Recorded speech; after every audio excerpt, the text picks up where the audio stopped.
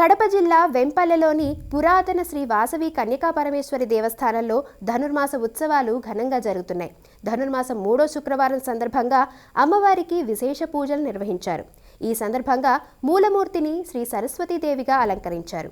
అమ్మవారి ఉత్సవమూర్తిని బంగారు చీరతో అలంకరించి పుష్ప పల్లకిపై కొలువుదీర్చి భక్తులకు దర్శన భాగ్యం కల్పించారు. సూర్యోదయానికి ముందు నక్షత్ర, రథ, కుంభహారతులతో పాటు మహామంగళహారతి సమర్పించారు. శ్రీ వాసవి మాతను పల్లకీలో కొలువుదీర్చి ప్రాకారోత్సవం నిర్వహించారు.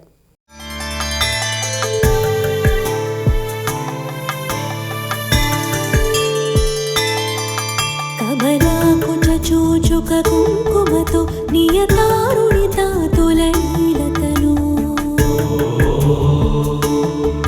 కమలాయతలోచన లోకపతి విజయీ భవ వెంకట శైలపతి